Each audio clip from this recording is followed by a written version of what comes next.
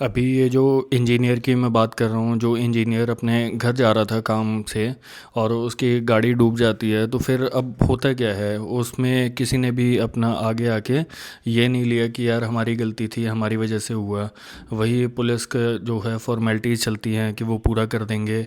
MC किसी और पे डालेगी अपना जो है वो नाकामी कि हाँ भैया हम कर नहीं पाए। और वैसे ही जो है आम आदमी पिसता रहेगा। आप अगर कोर्ट के भी दरवाजे खटखटाओगे तो सालों साल आपका केस चलेगा, कोई आपका केस डिसाइड नहीं होगा, आप लोग मर जाओगे फिर भी केस चलता रहेगा। जज जिसके पास आपका केस फाइल हुआ था वो रिटायर हो जाएगा, फिर दूसरा जज आएगा, फिर तीसरा जज आएगा। तो सालों साल केस ऐसे ही चलता रहता है। और सिस्टम को भी इतना कॉम्प्लिकेटेड इसीलिए बनाया हुआ है ताकि किसी को भी जस्टिस मिल ना सके ना हो। अब बात आती है कि भाई उसकी फ़ैमिली की, तो उसकी फ़ैमिली ने फाइनली ये डिसाइड कर दिया कि इंडिया में रहना तो पॉसिबल नहीं है इतने के बाद में। तो उसके फादर और पूरी फैमिली जो है उसकी सिस्टर के साथ एब्रॉड शिफ्ट हो गई है, लंदन।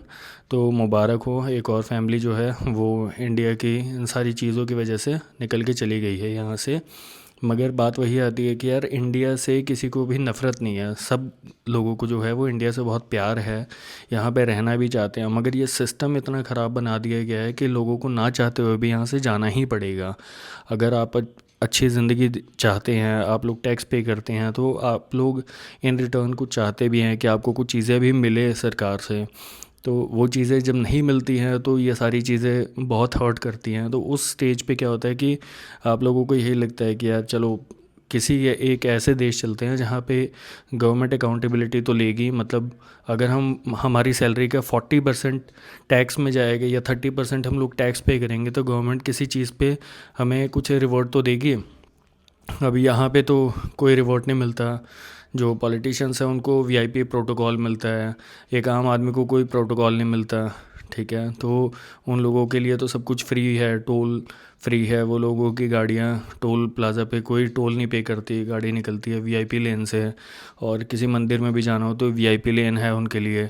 मतलब उन सब लोगों को बहुत ही फैसिलिटीज़ मिलती है। तो अब ऐसे में क्या होगा, कोई अगर बड़ा ही सुलझा हुआ इंसान होगा, कोई पढ़ा लिखा इंसान होगा, तो वो क्या करेगा, वो यही करेगा कि वो बहुत मेहनत करेगा, पैसे कमाएगा और अपनी वीज़ा के लिए फ़ाइल डालेगा और वीज़ा लेगा और दूसरी कंट्री शिफ्ट हो जाएगा। तो एक जो समझदार इंसान है वो तो यही करेगा। बाकी जिनके पास इतना समर्थ नहीं है, इतना सब कुछ वो लोग नहीं कर सकते हैं, तो उसे तो डील करना पड़ेगा इस सिस्टम से। और यहाँ पे तो यही चलता है, हिंदू मुस्लिम, पाकिस्तान चले जाओ, बांग्लादेश चले जाओ, श्रीलंका चले जाओ, अगर आप इंडिया में नहीं रह सकते। मतलब इंडिया से प्यार है मगर इंडिया में रहना आज की डेट में बहुत कॉस्टली हो गया है, आप नहीं रह सकते। तो यही है कि यार क्या किया जाए, इस सिस्टम को चेंज भी कैसे कर सकते हो। हमारे जो पॉलिटिशियन हैं वो लोग स्टिल अभी भी क्रिमिनल्स हैं, अनपढ़ लोग हैं। और उनके बहुत सारे उनके ऊपर केसेस भी चल रहे हैं, मगर इसके ऊपर लॉ बनाएगा भी कौन। वही लोग तो पार्लियामेंट में बैठे हैं, तो वो लोग ऐसा क्यों लॉ बनाएंगे कि यार जो उन्हीं के ख़िलाफ़ हो। अगर मेरे को कोई कानून बनाने का पावर मिले तो मैं अपने ही अगेंस्ट क्यों बनाऊंगा। मैं तो ऐसा कानून बनाऊंगा ना जो मेरे फेवर में होगा। तो कानून भी उन्हीं को बनाने का हक है, और वही लोग पार्लियामेंट में बैठे हैं और उन्हीं के खिलाफ केस हैं, तो वो लोग अपने अगेंस्ट क्यों बनाएंगे ऐसा लॉ। तो जिनके पास बहुत पैसा है, बहुत पावर है, उन्हीं को हर प्रिविलेजेस मिलती हैं। एंड जिनके पास नहीं है उनको तो कोई प्रिविलेज नहीं मिलेगी। तो देखिए क्या करना है आप लोगों को भी। अगर आप लोग वेल टू डू फैमिली से नहीं हैं और आप लोग भी अपनी फैमिली को सब कुछ प्रोवाइड करना चाहते हैं, तो आपको भी बड़े सोच समझ के जो है वो डिसीजंस लेने पड़ेंगे अपनी लाइफ के लिए। तो आप लोगों ने देखा कि इंडिया में जब भी कोई मिसहैप होता है किसी के साथ भी, तो कोई भी अकाउंटेबिलिटी नहीं लेता।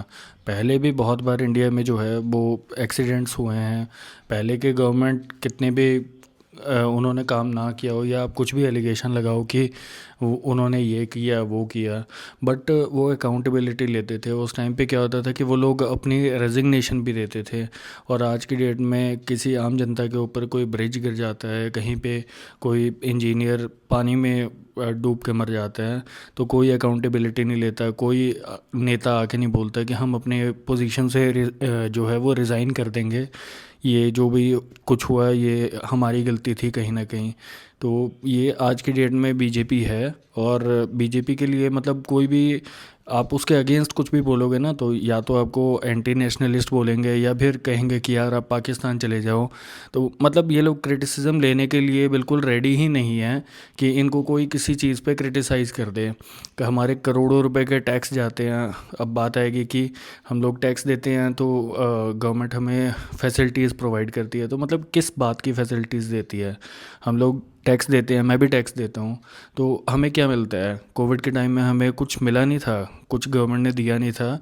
हमारे बिल्स आते रहे थे, पानी के बिल आए थे, बिजली के बिल आया था, किसी ने माफ़ नहीं किया था। इवन कि रेंट भी हमें पे करना पड़ा था। तो जब सरकार ही हमें कुछ फैसिलिटीज़ प्रोवाइड नहीं कर रही, किसी चीज़ पे हमें जो है वो माफ़ नहीं कर रही बिल्स वगैरह, तो कोई आम जनता क्यों ही करेगा। अगर मेरा मकान मालिक है तो वो मुझे क्यों ही रिलैक्सेशन देगा कि यार तुम रेंट मत दो।